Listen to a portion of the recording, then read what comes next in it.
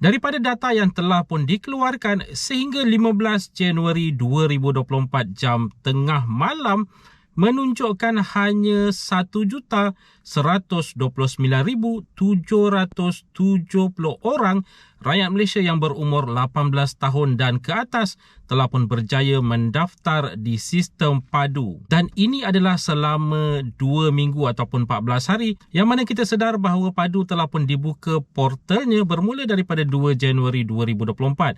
Jadi daripada 2 Januari 2024 sehinggalah ke tengah malam 15 Januari 2024, 14 hari berjumlah 1,129,770 orang. Dan ini jika diikutkan purata sehari bermakna sekitar 82,100 orang yang mendaftar untuk setiap hari selama 14 hari ini.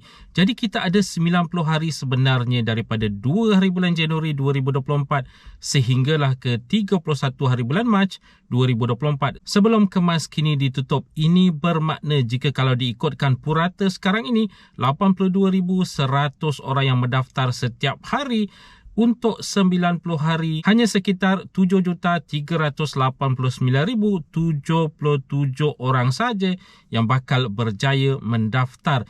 Ini adalah sebenarnya jauh daripada sasaran awal pihak kerajaan iaitu 29 juta dijangkakan akan mendaftar setelah berakhirnya sistem padu ini iaitu setelah 31 Mac 2024.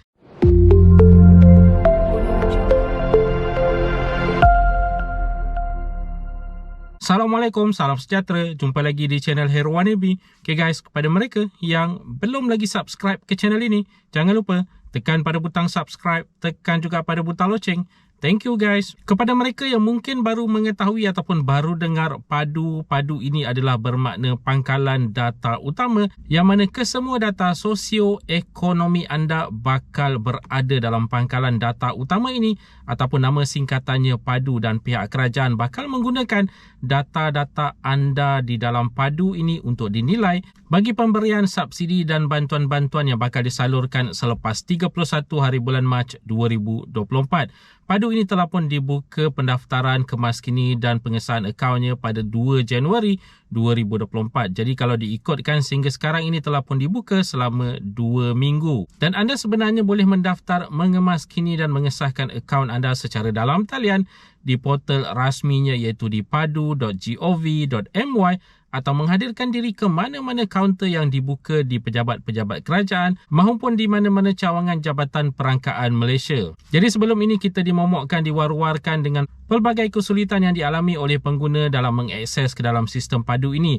Ada yang telah pun berjaya mendaftar tetapi gagal untuk mengesahkan akaun mereka ataupun gagal untuk mengemaskini dengan sewajarnya menyebabkan perakuan akaun gagal dilakukan. Jadi ada pelbagai perkara yang perlu diteliti berkaitan dengan sistem padu ini. Dan harus diingatkan data yang dikongsi pada awal video sebentar tadi adalah data yang menunjukkan mereka yang telah pun berjaya mendaftar, bukannya yang telah pun berjaya mengemaskini ataupun mengesahkan akaun mereka. Jadi ada perbezaan di situ kerana proses pertama yang perlu anda lakukan setelah masuk ke dalam sistem padu ini adalah mendaftar terlebih dahulu, kemudian anda perlu sahkan akaun anda dan kemudian barulah anda boleh mengemaskini dan melakukan perakuan yang seterusnya. Jadi kalau diikutkan daripada apa yang telah pun dikongsikan oleh pihak kerajaan berkaitan dengan statistik tersebut, ianya menunjukkan adalah mereka yang telah pun berjaya mendaftar, bukannya yang telah pun berjaya mengemaskini ataupun mengesahkan akaun mereka. Yang itu kita tak tahu berapa ramai sebenarnya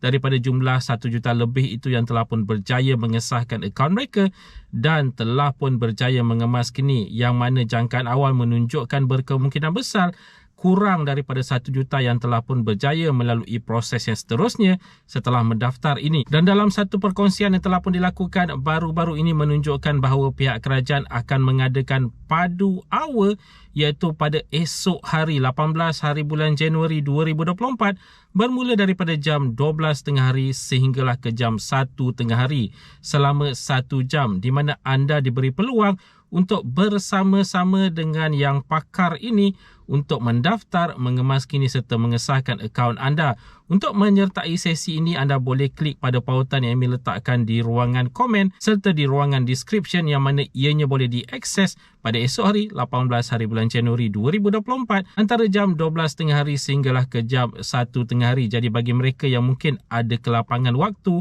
pada esok hari jam 12 tengah hari sehinggalah ke 1 tengah hari ini, apa kata anda join session ini untuk bersama-sama dengan mereka yang pakar ini untuk mendaftar, mengemaskini serta mengesahkan akaun padu anda. Dan untuk pengetahuan anda, padu ini bakal digunakan oleh pihak kerajaan seperti yang dinyatakan sebentar tadi untuk menilai kelayakan anda kesesuaian untuk diberikan subsidi serta bantuan-bantuan kerajaan selepas 31 hari bulan Mac 2024.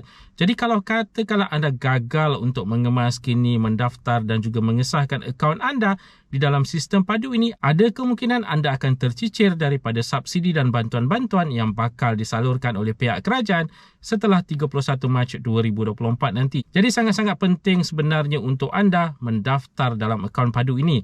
Dan bagi mereka yang bertanya berkaitan dengan siapa yang perlu mendaftar untuk akaun padu ini, akaun padu ini perlu didaftar oleh semua rakyat Malaysia yang berumur 18 tahun dan ke atas. Ingat tu, 18 tahun dan ke atas. Kalau katakanlah suami dan isteri, kedua-duanya perlu mendaftar secara berasingan. Konsepnya tak sama seperti bantuan sumbangan tunai rahmah, di mana kalau katakanlah suami isteri, hanya seorang saja yang perlu mendaftar untuk mendapat dalam kategori isi rumah. Tetapi untuk padu ini, secara individu suami dan isteri itu, kedua-dua mereka ini perlu mendaftar secara berasingan dalam akaun padu ini. Dan kalau katakanlah anda mengalami kesulitan untuk mendaftar, mengesahkan akaun dan juga mengemaskini secara dalam talian, seperti yang telah pun diwar-warkan banyak kali, anda boleh pergi ke mana-mana kaunter yang dibuka oleh Jabatan Perangkaan Malaysia ini.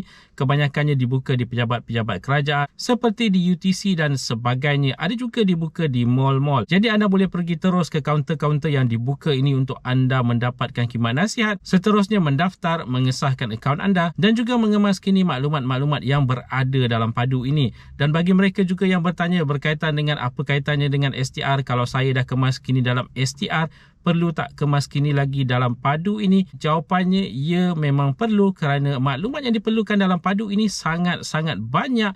Tidak sama seperti maklumat yang anda lihat dalam sumbangan tunai rahmah ataupun STR, yang mana maklumatnya lebih sedikit jika dibandingkan dalam padu ini. Padu ini adalah portal berpusat, pangkalan berpusat. Jadi maklumat yang berada dalam itu sangat-sangat banyak, sangat-sangat terperinci berkaitan dengan diri anda bagi penilaian untuk kelulusan subsidi dan bantuan-bantuan yang seterusnya. Jadi anda perlu melihat apakah data yang masih kosong dalam padu ini, kerana banyak data dalam padu ini yang masih lagi kosong yang memerlukan perhatian daripada anda untuk diisi, untuk dikemaskini. Jadi kepada anda yang mungkin masih lagi belum mendaftar akaun anda dalam padu ini, bertindak segera. Jangan tunggu sehingga ke saat akhir untuk mengelakkan daripada perkara-perkara yang tidak diingini. Cuma apa yang kita harapkan daripada pihak kerajaan kalau diikutkan daripada situasi semasa sekarang ini, seperti yang telah dikongsikan di awal video sebentar tadi, jika dilihatkan daripada statistik itu agak sukar sebenarnya untuk mencapai target 29 juta. Kalau momentum sedia ada dikekalkan oleh pihak kerajaan, mungkin lebih banyak kaunter-kaunter perlu dibuka, mungkin lebih banyak road tour perlu diadakan bagi membantu mereka-mereka yang terutama sekali berada di kawasan pedalaman untuk mendaftar, mengemaskini serta mengesahkan akaun mereka dalam padu ini. Jadi guys, itu dia tadi sedikit sebanyak perkongsian di dalam video pada kali ini. Jika anda ada sebarang komen, sebarang pertanyaan, anda boleh tinggalkan di ruangan komen di bawah.